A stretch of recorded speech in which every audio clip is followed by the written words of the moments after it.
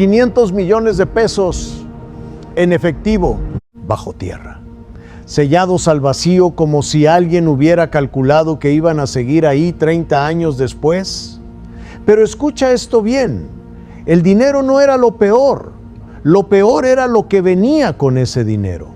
Documentos, nombres, contratos, pruebas que nadie en México había podido tocar en décadas. No estaban en una bodega del narco, no estaban escondidos en la sierra, estaban bajo una residencia de lujo en una de las zonas más exclusivas de la Ciudad de México, debajo de mármol, debajo de acero, debajo de una historia que alguien creyó enterrada para siempre. Y el hombre que llegó hasta ahí no llegó por accidente, llegó con un dossier del FBI, llegó con explosivistas de la Sedena, llegó sabiendo exactamente dónde estaba la cámara y qué podía haber adentro. Lo que pasó ese viernes no fue un cateo, fue la apertura de una tumba financiera de 30 años. Y cuando veas todo lo que salió de ahí, vas a entender por qué esto va mucho más allá de 500 millones. Quédate, porque lo que encontraron no solo compromete a un apellido, conecta 3 décadas de poder, dinero oculto y una red que nunca debió salir a la luz. Y justo después sigues con tu texto así. Lo primero que necesitas entender es esto: García Harfuch no llegó a esa dirección por accidente. Ese empalme funciona perfecto. La mejora real aquí está en que el HUC ya no solo vende hallazgo más, prueba más, consecuencia histórica. Ahí es donde la gente se queda.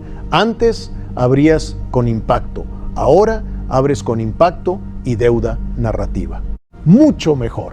Si quieres subirlo todavía más, te dejo una versión más agresiva, más competencia, menos documental fino, 500 millones de pesos bajo tierra. Pero eso no fue lo que más preocupó a los agentes cuando abrieron la cámara. Lo que realmente cambia todo fue lo otro: papeles, firmas, nombres, pruebas que llevaban décadas enterradas debajo de una mansión de lujo en Ciudad de México. Y sí, Harfuch llegó hasta ahí con un dossier del FBI en la mano. No fue casualidad, no fue suerte. Alguien sabía exactamente lo que había bajo esa casa. Y cuando esa cámara se abrió, no salió solo dinero. Salió una parte del pasado que en México nadie había logrado probar. Quédate, porque lo que vas a escuchar ahora no parece una redada. Parece el momento en que 30 años de silencio se rompen de golpe. Esta segunda versión es más seca y más viral. La primera es más premium. Yo, siendo frío, usaría la primera si quieres sonar grande y serio. Usaría la segunda si quieres más retención salvaje desde el segundo 1. Mi recomendación real: usa la primera. Pero mete esta frase exacta porque es una bala. Pero escucha esto bien: el dinero no era lo peor. 500 millones de pesos en efectivo, bajo tierra, sellados al vacío como si alguien supiera que iban a estar ahí décadas. No en el rancho de ningún narco, no en una bodega perdida en Jalisco, debajo de una residencia de lujo en la colonia más exclusiva de la Ciudad de México, debajo de mármol, debajo de silencio, debajo de 30 años de impunidad que alguien creyó que nadie iba a poder tocar. Se equivocaron. Y lo que encontraron adentro de esa cámara cuando el polvo se asentó no solo vale 500 millones de pesos, vale 30 años de historia que México nunca había podido probar. Quédate, porque esto va mucho más allá del dinero. Lo primero que necesitas entender es esto: García Harfuch no llegó a esa dirección por accidente, no llegó por una denuncia anónima, no llegó por una corazonada, llegó con un dossier del FBI en la mano, con coordenadas exactas, con el espesor estimado del acero de refuerzo de las paredes, con explosivistas de la Sedena que ya sabían qué tipo de carga necesitaban antes de poner un pie en la propiedad. Alguien en la inteligencia estadounidense sabía exactamente lo que había debajo de esa casa. y esperó el momento exacto para contárselo a México. ¿Por qué ese momento? ¿Por qué ese viernes? ¿Por qué ahora? Eso te lo explico en un minuto. Pero primero necesitas saber quién construyó esa cámara. El nombre que explica todo: Raúl Salinas de Gortari, hermano del expresidente, condenado en 1999, investigado en Suiza, en Gran Bretaña, en México. El hombre al que los investigadores de 3 continentes persiguieron durante toda la segunda mitad de los 90 buscando un patrimonio que nunca pudieron documentar completamente. Detectaron cuentas en Ginebra, encontraron estructuras en las Islas Caimán, rastrearon flujos hacia Luxemburgo, pero siempre faltaba algo. Siempre había una pregunta que ninguna investigación pudo responder con certeza: ¿cuánto no salió? ¿Cuánto del dinero construido durante los años en que el apellido Salinas equivalía a poder absoluto en México nunca cruzó ninguna frontera, nunca viajó en ninguna transferencia, nunca apareció en ningún registro porque simplemente se quedó aquí enterrado esperando? La respuesta estuvo bajo tierra durante casi 30 años. El 3 de abril de 2026, García Harfuch la encontró. Y esto es lo que hace que la cámara no sea solo una bóveda de dinero. La propiedad no estaba a nombre del hijo de Raúl Salinas, estaba a nombre de una empresa en el Estado de México. Actividad declarada, sector inmobiliario, ninguna conexión nominal con ningún apellido que le interese a nadie en ningún registro público. Eso no es descuido, es ingeniería jurídica. Décadas de trabajo por parte de abogados y operadores especializados exactamente en hacer desaparecer nombres.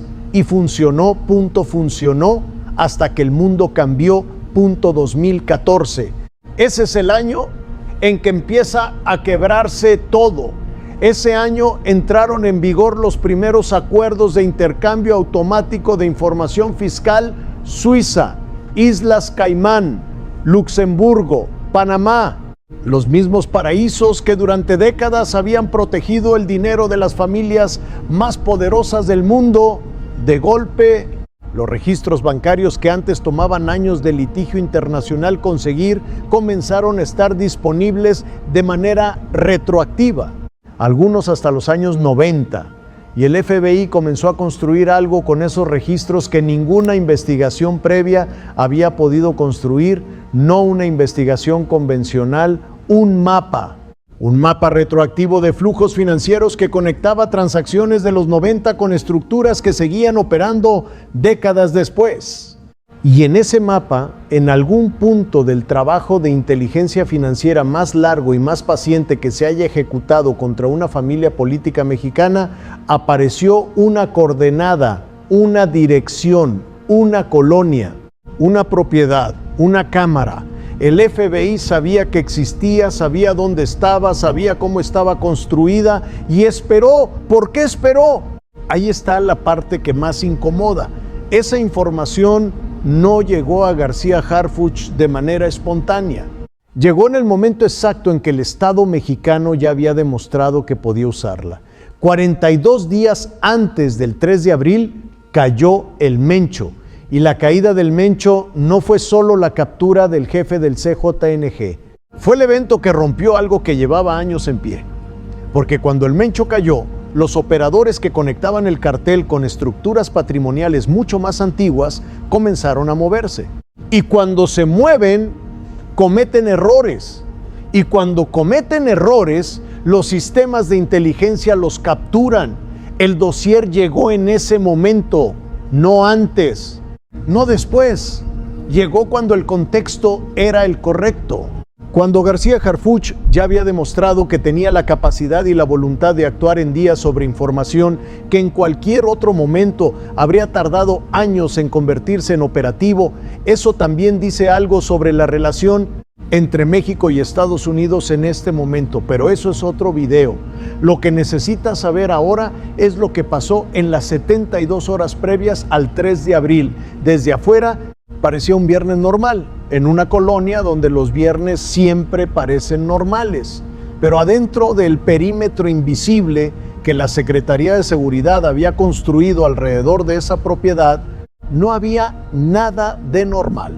Vehículos de apariencia civil, equipos de monitoreo integrados en unidades de servicio ordinario, análisis de patrones de movimiento, correlación continua con los datos del dossier. En 72 horas, los analistas del Centro de Operaciones construyeron un perímetro de información tan preciso que antes de que ningún elemento táctico se acercara a 2 cuadras del objetivo, ya conocían la distribución interna aproximada de la planta. Baja los patrones de uso de los días anteriores, cuando la propiedad iba a estar vacía, y la posición exacta del acceso a la cámara subterránea. Eligieron el momento, lo prepararon al nivel de minutos. Y el viernes 3 de abril a las 2 de la tarde comenzó punto sin sirenas.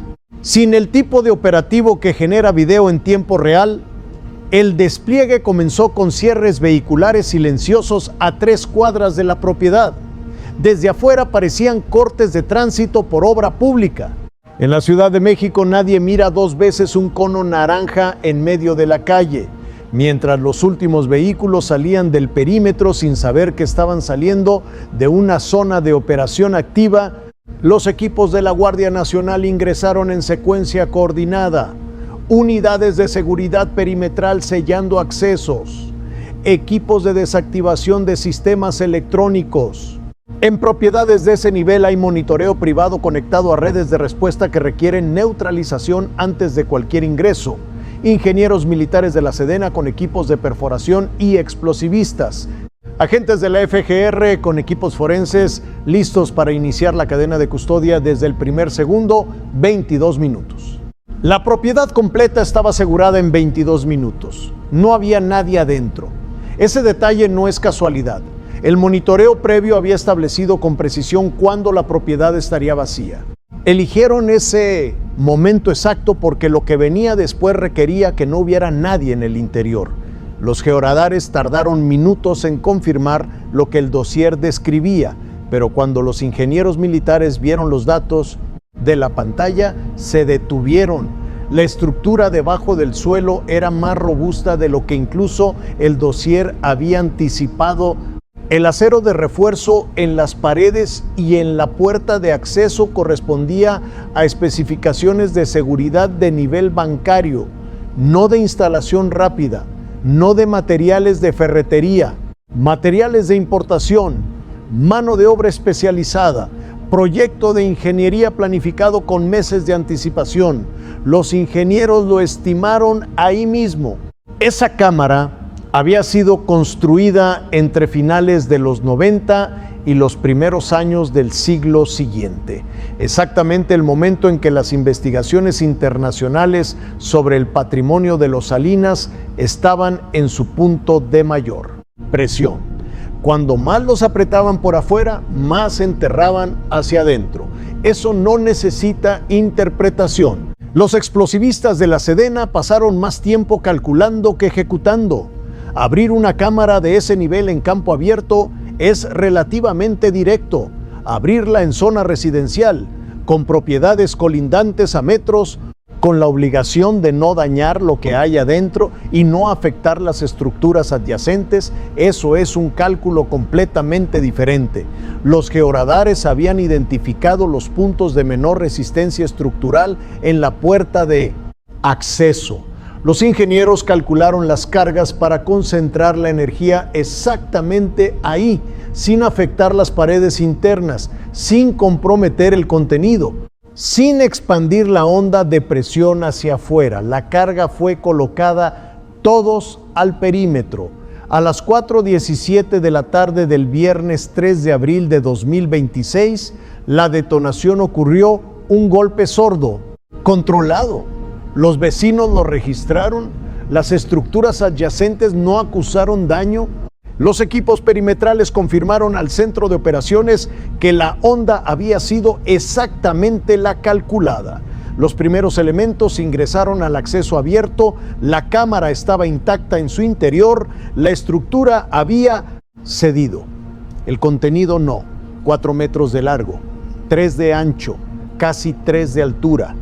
paredes de acero soldado sobre concreto reforzado, piso metálico nivelado, iluminación de emergencia que seguía funcionando y un sistema de ventilación independiente que durante casi 30 años había mantenido la temperatura y la humedad del interior dentro de rangos precisos. Ese sistema de ventilación es el detalle que lo cambia todo. El papel moneda se deteriora con la humedad. Billetes almacenados sin control ambiental durante décadas no sobreviven en condiciones utilizables. Quien diseñó esta cámara lo sabía. Lo incorporó en el proyecto desde el principio porque lo que guardó adentro no era para usarlo en meses, era para usarlo en el peor momento posible, décadas después, en las condiciones que lo hicieran convertible en cualquier jurisdicción del mundo. Esto no lo construyó alguien nervioso tomando decisiones rápidas bajo presión. Esto lo construyó alguien que estaba planeando para un futuro muy largo. Lo que encontraron tiene 4 partes y cada una es peor que la anterior. La primera, el efectivo. 500 millones de pesos distribuidos en bloques compactados y sellados al vacío en plástico industrial. Apilados en estructuras metálicas de piso a techo en una pared completa de la cámara. Organizados con la lógica de quien no acumula de manera improvisada, sino que administra una reserva con la misma metodología con que un banco administra su bóveda. La compactación al vacío no es capricho. Extiende la vida útil del papel en almacenamiento prolongado, reduce el volumen, sella el contenido contra humedad y degradación. Permite guardar considerablemente más en el mismo espacio. Los peritos establecieron que los bloques contenían billetes de 500 y 1000 pesos. Las denominaciones más altas en circulación durante el periodo de acumulación, y esto es importante, no todo entró al mismo tiempo. El contenido de esa cámara se construyó en capas a lo largo de años, con la cadencia de alguien cuyo objetivo no era usar el dinero, sino seguir sumando. La segunda parte, las joyas.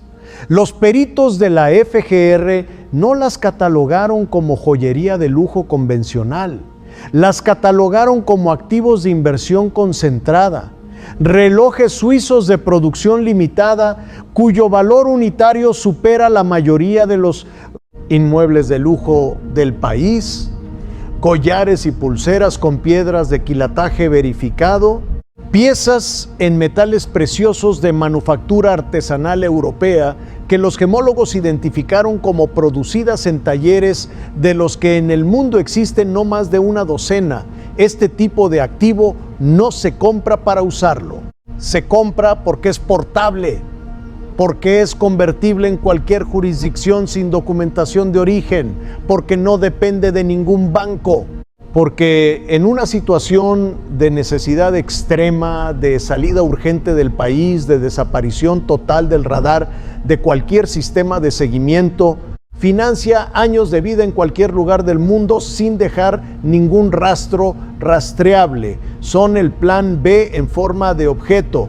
el tipo de activo que acumulas cuando tu escenario de riesgo más severo incluye tener que desaparecer sin avisar.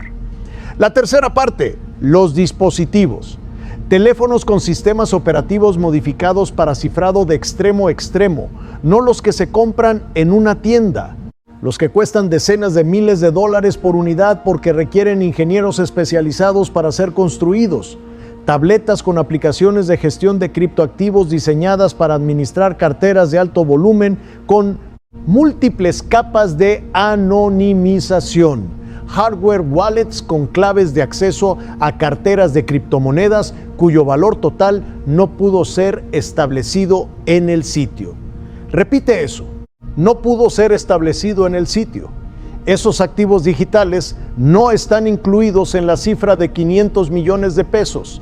Esa cifra es solo el efectivo físico.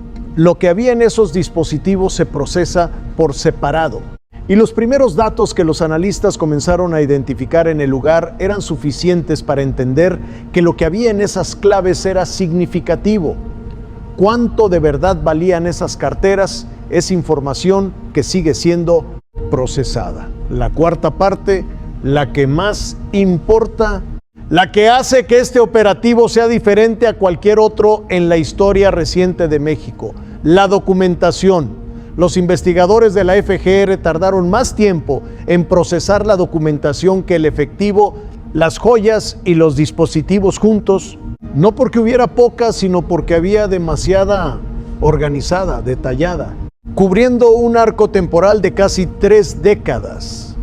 Registros de cuentas bancarias offshore con números de cuenta, nombres de titulares y saldos históricos de los años 90 y la primera década del siglo, los mismos números que los investigadores suizos y británicos habían estado buscando durante décadas ahí en papel, organizados cronológicamente dentro de una cámara de acero.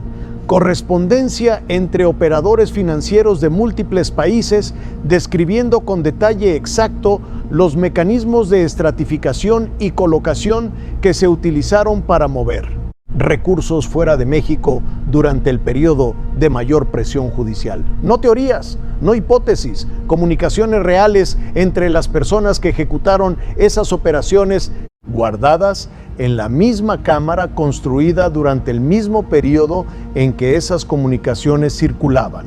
Y lo que convierte todo esto en algo que excede cualquier operativo de descomiso convencional, contratos de prestanombre firmados por personas físicas en México que los investigadores de la FGR ya tenían identificadas en otros expedientes, como parte de redes de testaferros utilizadas por el crimen organizado en Jalisco. El mismo apellido, el mismo patrimonio, las mismas estructuras jurídicas, los mismos operadores, conectados con el CJNG, no como una relación de mando, como una relación de servicio. La misma infraestructura de invisibilización funcionando para distintos clientes con el mismo problema: hacer desaparecer dinero sucio. Eso es la línea que esos documentos trazan. Una línea que va desde el enriquecimiento de los 90 hasta el financiamiento del crimen organizado de las décadas siguientes, no directa, no simple, pero documentada, en papel, dentro de una cámara que nadie había abierto en 30 años. Y aquí está lo que más dice sobre quién construyó todo esto. No destruyeron los documentos, guardaron la correspondencia, guardaron los contratos de prestanombre, guardaron los registros de cuentas que los incriminaban, los metieron en una cámara blindada y los dejaron ahí durante décadas sin eliminarlos. ¿Por qué? Porque nunca creyeron que alguien iba a llegar hasta ahí, ni en términos operativos, ni con un dossier del FBI, ni con explosivistas de la Sedena un viernes por la tarde en una colonia residencial de la Ciudad de México. Confiaban en el acero, confiaban en el concreto, confiaban en los prestanombres y en los abogados y en los paraísos fiscales y en el tiempo. No calcularon que el tiempo iba a terminar jugando en su contra.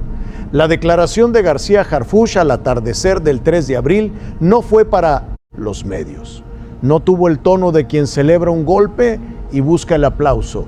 Tuvo el tono de quien sabe que lo que acaba de ocurrir no necesita retórica porque los hechos ya son suficientes. Fue un mensaje directo, dirigido con precisión a cualquier estructura patrimonial de origen ilícito que en ese momento todavía estuviera evaluando si el Estado mexicano tiene la capacidad y la voluntad de llegar hasta donde sea necesario. Y la respuesta llegó a las 4:17 de la tarde. Cuando una detonación controlada abrió una cámara que nadie había tocado en 30 años, piensa en lo que ocurrió ese viernes desde el principio. Alguien construyó esa cámara a finales de los 90, con especificaciones de nivel bancario, con sistemas de control ambiental, con la intención explícita de que lo que había adentro siguiera intacto décadas después. Llenó esa cámara con efectivo compactado al vacío, con joyas de valor concentrado, con claves de criptoactivos y con documentación que incriminaba a media arquitectura financiera de la corrupción política mexicana, y esperó, no calculó los acuerdos de intercambio de información fiscal que cambiaron las reglas retroactivamente. No calculó que el FBI iba a construir un mapa financiero que llegaba hasta una dirección en la Ciudad de México no calculó que la caída del Mencho iba a desbloquear la cadena exacta de inteligencia que conectaba esas finanzas con las del CJNG. No calculó que García Harfuch iba a recibir ese dossier en el momento exacto en que tenía la capacidad de actuar en días, confiaba en el tiempo. Y el tiempo lo traicionó. Lo que hace diferente a este operativo de cualquier otro en la historia reciente de México no es el monto del decomiso, no es la sofisticación de la cámara, es que adentro había prueba histórica. El tipo de documentación que los investigadores de múltiples generaciones estuvieron buscando durante décadas sin poder llegar hasta donde una cámara de acero y concreto bajo tierra los mantuvo fuera de alcance. Hasta el 3 de abril de 2026, cuando el Estado mexicano demostró que el patrimonio oculto bajo tierra no está fuera de su alcance cuando decide que no debe estarlo. Hay más cámaras, hay más dossiers, hay más nombres. Si esta historia te impactó, suscríbete. Este canal va a estar ahí cuando cada uno de ellos salga a la luz